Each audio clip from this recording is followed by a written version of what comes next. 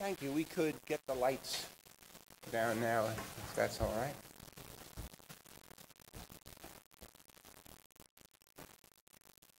Can we kill these things? These are horrible.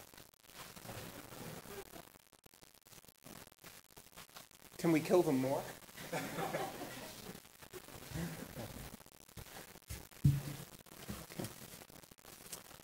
right.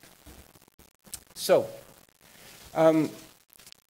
as was mentioned last night, these three talks really come from a book on photography that I finished, on recent photography, that I finished only within the last several weeks. And last night, I talked, 2 nights ago, I talked on Jeff Wall. And the book has an introduction and then 2 chapters on Wall and a chapter on Barth's camera lucida, and then a chapter on Thomas Struth's museum photographs, and it's from that I'll be speaking tonight. So Thomas Struth, born in 1954, belonged to Bernd Becher's first group of photography students at the Düsseldorf Academy, along with Andreas Gursky, Candida Höfer, Axel Hütte, and Thomas Ruff. In that book that I just mentioned, in the course of the book, I also examined some of his family portraits and some of his early cityscapes, even some of the later jungle photos, as they're called. But this evening, I want to sort of concentrate on the museum photographs that he's been making at intervals since 1989.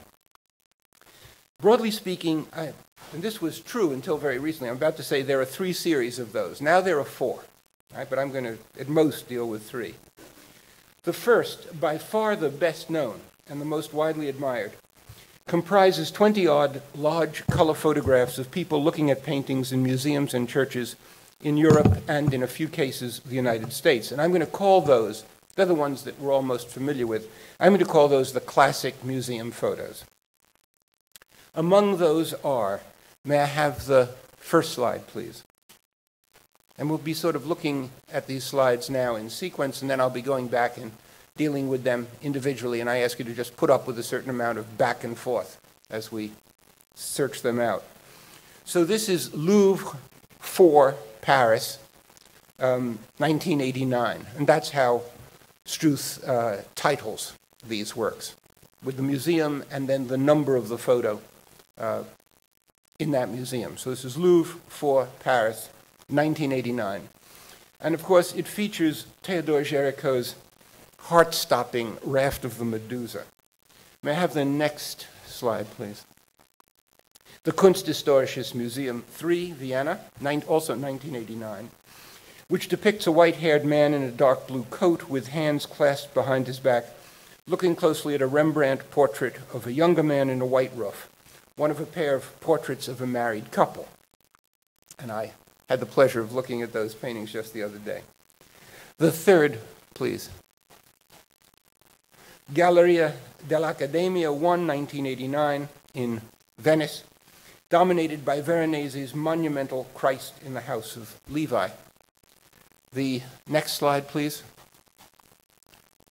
Art Institute of Chicago 2, 1990. This might just be the best known of all of the museum photos, or else the Louvre with the Raft of the Medusa is.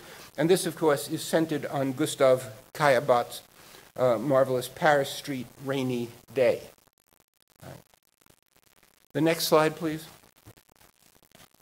Stanze di Raffaello 2, Rome, from 1990, a view of a milling crowd in the Stanza della Segnatura in the Vatican, with parts of Raphael's frescoes visible on the walls above the visitors' heads.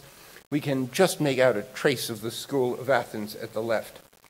Now, I don't have a slide of the next work I'm going to mention, I'm embarrassed to say. The work is San Zaccaria, Venice, 1995. It's a wonderful photo. The central painting in which, and I did bring a slide of that painting because I would want to talk about it briefly later. May I have the next slide, please? Is Giovanni Bellini's late, wonderful Saint Job altarpiece. The next slide, please. Alte Pinakothek, self-portrait, Munich, 2000. A frontal view of Dürer's great self-portrait of 1500, with Struth himself slightly out of focus and partly cut off by the edge of the photograph in the near right foreground. And last, the next slide, thank you. National Gallery 2, London, 2001. A shot of Vermeer's Woman with a Lute taken from a respectful distance and in an angle so that it seems to hang alone on the right-hand wall with no one looking at it. And the dates suggest that Struth began photographing in museums in the Vatican and moved on to churches somewhat later. In most, though by no means all of the museum photographs, viewers are depicted wholly or partly from behind as they stand before the various canvases. The only photo without a viewer is this one, National Gallery 2, London. And it can't be an accident that it comes at the very end of the classic museum sequence. And perhaps it's also no accident that it depicts a Vermeer, but I'm getting ahead of myself. A second series, comprising just 6 photographs, was made in the Pergamon Museum in Berlin between 1996 and 2001. And a third, somewhat larger group of works, known as the Audience Series, was shot in Florence at the Galleria dell'Accademia in the summer of 2004. And just very, very recently, there's a whole new sequence of photos that he made in the Prado in Madrid. I haven't seen those.